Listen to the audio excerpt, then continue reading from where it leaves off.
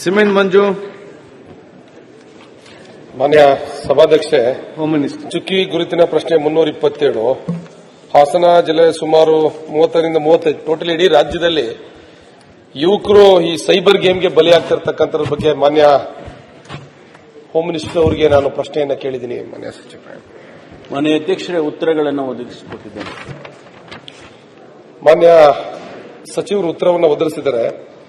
ಆದರೆ ಇತ್ತೀಚಿನ ದಿನಗಳಲ್ಲಿ ಯುವಕರು ಆನ್ಲೈನ್ ಗೇಮಿಗೆ ಬಲಿಯಾಗಿ ತನ್ನ ಜೀವವನ್ನು ಕಳ್ಕೊಂಡಿರ್ತಕ್ಕಂಥದ್ದು ಇಡೀ ರಾಜ್ಯದಲ್ಲಿ ನಾವು ಗಮನಿಸ್ತಾ ಇದ್ದೀವಿ. ಆದರೆ ಸರ್ಕಾರಗಳು ಕ್ರಮ ತಗೊಂಡಿದ್ವಿ ಅಂತ ಹೇಳ್ತಾರೆ. ಆದರೂ ಕೂಡ ಈ ಕ್ರಮದಿಂದ ಯುವಕರ ಸಂಖ್ಯೆ ಬಲಿಯಾಗ್ತಿರ್ತಕ್ಕಂಥದ್ದು ಏನು ಕಡಿಮೆ ಆಗ್ತಾ ಇಲ್ಲ. ಮಾನ್ಯ ಸಚಿವರು ಉತ್ತರ ಕೊಟ್ಟಿರೋ ಪ್ರಕಾರವಾಗಿ ನಾನು ಗಮನಿಸಿದೆ.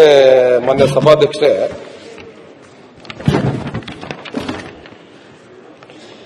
2022-23ರಲ್ಲಿ 873 ಕೋಟಿ 23,23,700 ರೂಪಾಯಿ ಸೈಬರ್ ಕ್ರೈಮ್ ಅಲ್ಲಿ ದುಡ್ಡು ಹೋಗಿರ್ತಕ್ಕಂಥದ್ದು. ಅದೇ ರೀತಿ 24ರಲ್ಲಿ 2,562 ಕೋಟಿ 63,20,850. ಅದೇ ರೀತಿ 25ರಲ್ಲೂ ಕೂಡ 2,038 ಕೋಟಿ 84,07,652 ರೂಪಾಯಿ 652 ರೂಪಾಯಿ ದುಡ್ಡು ಹೋಗಿದೆ ಅಂತಕ್ಕಂಥದ್ದು ನಮಗೆ ಗೊತ್ತಿರತಕ್ಕಂಥ ಮಾಹಿತಿ.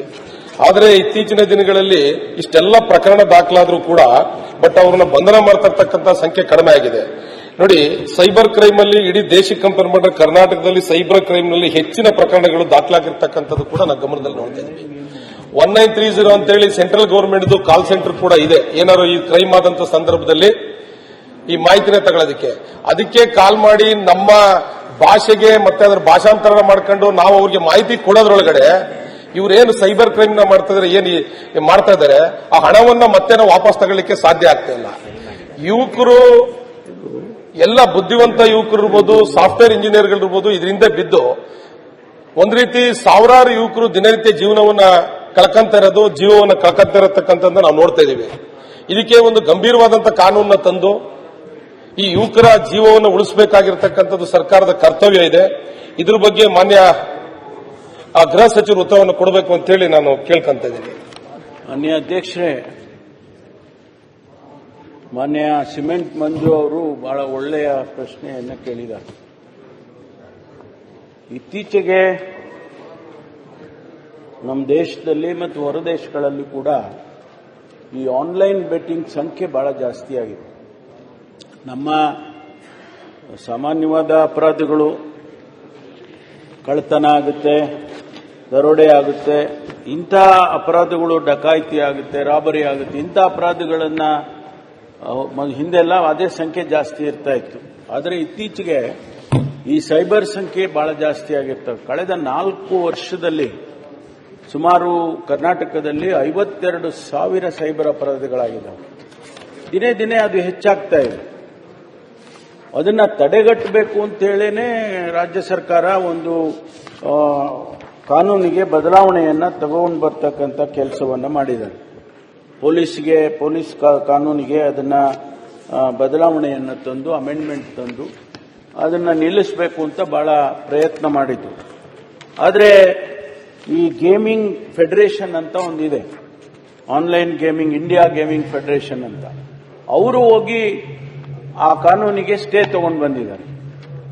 ಸ್ಟೇ ತಗೊಂಡು ಬಂದ್ರೆ ನಾವು ಅದನ್ನ ಮತ್ತೆ ಈಗ ಸುಪ್ರೀಂ ಕೋರ್ಟಿಗೆ ಹಾಕಿದ್ದೀವಿ. ಅಲ್ಲಿ ಸುಪ್ರೀಂ ಕೋರ್ಟ್ನಲ್ಲಿ ನಡೀತಾ ಇದೆ.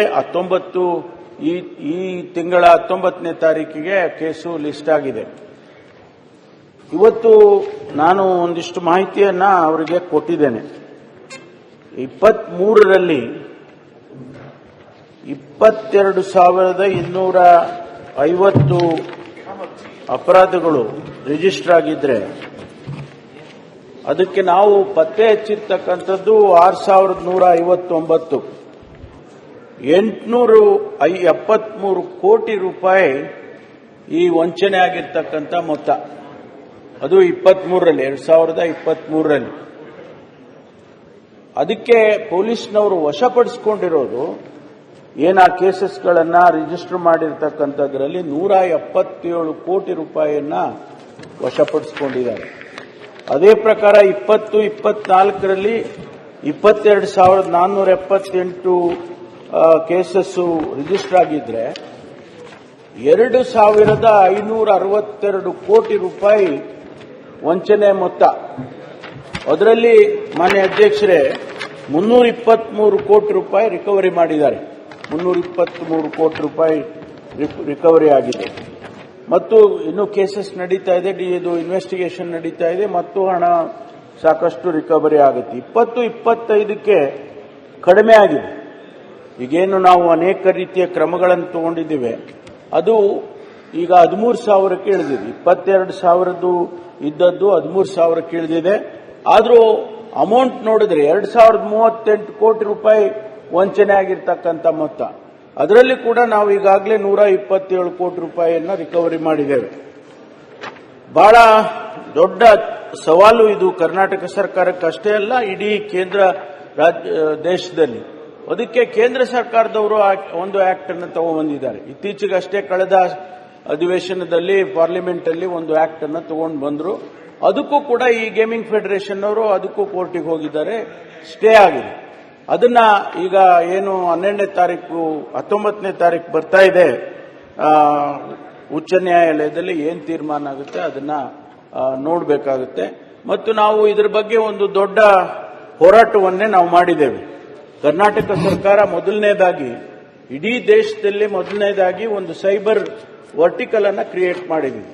ಒಬ್ಬರು ಡಿಜಿಪಿಯನ್ನ ಅದಕ್ಕೆ ನೇಮಕ ಮಾಡಿ, ಆ ಡಿಜಿಪಿ ಅವರ ಅಡಿಯಲ್ಲಿ ಯಾವ ರೀತಿ ನಮಗೆ ಸಿಐಡಿ ಇದೆ ಅಥವಾ ಫೈರ್ ಇದೆ, ಪ್ರಿಸನ್ ಇದೆ, ಅದೇ ರೀತಿಯಲ್ಲಿ ಒಂದು ವರ್ಟಿಕಲ್ ಕ್ರಿಯೇಟ್ ಮಾಡಿ ಇಡೀ ದೇಶದಲ್ಲಿ ಮೊದಲನೇ ಬಾರಿಗೆ ಮಾಡಿದ್ದೇವೆ.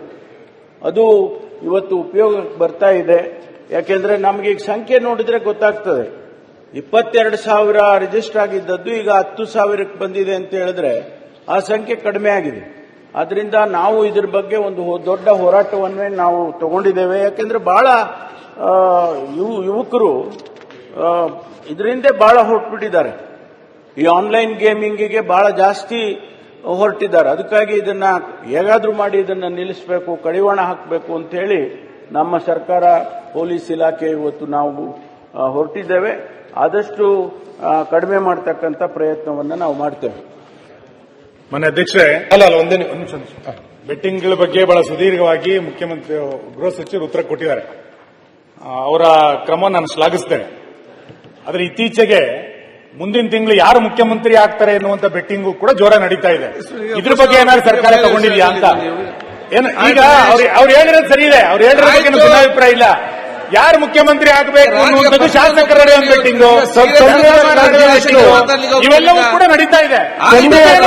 ತಗೊಳ್ಬೇಕಲ್ಲ, ಇದಕ್ಕೊಂದೇನಾದ್ರು ಪರಿಹಾರ ಬೇಕಲ್ಲ. ಆಯ್ತು, ಪರಿಹಾರ ಸಿಗ್ತದೆ ಈಗ. ಆಯ್ತು, ಈಗ ಕನ್ಕ್ಲೂಡ್ ಮಾಡ್ತೀನಿ. ಕ್ಲಾರಿಫಿಕೇಶನ್ ಕೇಳಿ. ಅಲ್ಲ, ಈಗ ಗೃಹ ಸಚಿವರು ಉತ್ತರವನ್ನು ಕೊಟ್ಟಿದ್ದಾರೆ. ನಾನು ಹೇಳೋದು, ಈಗ ಸೆಂಟ್ರಲ್ದೊಂದು ಸೈಬರ್ ಕಂಟ್ರೋಲ್ ರೂಮ್ ಏನಿದೆ 1930, ಅದೇ ರೀತಿ ಒಂದು ರಾಜ್ಯದಲ್ಲಿ ಕೂಡ ಇದಕ್ಕೊಂದು ಸೈಬರ್ ಕಂಟ್ರೋಲ್ ರೂಮ್ ನಾವು ಮಾಡಬೇಕು ಅಂತಕ್ಕಂಥದ್ದು ನನ್ನಿದೆ ರಾಜ್ಯ ಸರ್ಕಾರದ. ಯಾಕೆಂತ ಹೇಳಿದ್ರೆ ಸೆಂಟ್ರಲ್ ಇದಕ್ಕೆ ಮಾಡಿದ್ರೆ ಅದು ಕನೆಕ್ಟ್ ಆಗಿ ಮತ್ತೆ ಅವ್ರ ಲ್ಯಾಂಗ್ವೇಜ್ಗೆ ಹೋಗಿ ಇದು ಮಾಡ್ಲಿಕ್ಕೆ ಕಷ್ಟ ಆಗುತ್ತೆ. ಆ ಗೋಲ್ಡನ್ ಟೈಮ್ ಏನಿದೆ ಅಂತ ಹೇಳ್ತಾರೆ, ಆ ಟೈಮಿಂಗ್ಸ್ ಒಳಗೆ ಅವ್ರನ್ನ ಅಟ್ಲೀಸ್ಟ್ ಟ್ರೇಸ್ ಮಾಡ್ಲಿಕ್ಕೆ ಅನುಕೂಲ ಆಗುತ್ತೆ. ಅದಕ್ಕೋಸ್ಕರ ರಾಜ್ಯದಿಂದ ಒಂದು ಇದನ್ನ ಬಲಪಡಿಸಬೇಕು ಅಂತ ಹೇಳ್ತಕ್ಕಂಥ ನನ್ನ ಮನವಿ. ಈಗೇನು 1930 ಕಂಟ್ರೋಲ್ ರೂಮ್ ಇದೆ, ಅದೇ ತೀರ ರಾಜ್ಯದಲ್ಲಿ ಒಂದು ಮಾಡಿ ಅಂತ. ನಮ್ಮಲ್ಲಿ ಈಗಾಗಲೇ ಸೈಬರ್ ಕಮಾಂಡ್ ಅಂತ ಮಾಡ್ಕೊಂಡಿದ್ದೇವೆ. ಓಕೆ, ಅದರಲ್ಲಿ ಈಗ ನಮ್ಮ 43 ಸೈಬರ್ ಸ್ಟೇಷನ್ಸ್ ಅನ್ನೇ ಮಾಡಿದ್ದೀವಿ ಮಾನ್ಯ ಅಧ್ಯಕ್ಷರೇ. ಅದ್ರ ಜೊತೆಗೆ ಅದಕ್ಕೆ ಸೈಬರ್ ಕಮಾಂಡ್ ಅಂತ ಮಾಡಿದ್ದೇವೆ. ನಾವು ಸೆಂಟ್ರಲ್ ಗವರ್ಮೆಂಟ್ಗೆ ನಾವು ಕನೆಕ್ಟ್ ಆಗೋದು ಬೇರೆ ವಿಚಾರ. ಆದ್ರೆ ನಮ್ಮಲ್ಲೇನೆ ರಾಜ್ಯ ಸರ್ಕಾರದಲ್ಲೇ ಪೊಲೀಸ್ ಇಲಾಖೆಯಲ್ಲೇ ಸೈಬರ್ ಕಮಾಂಡ್ ಮಾಡ್ಕೊಂಡಿದ್ದೇವೆ.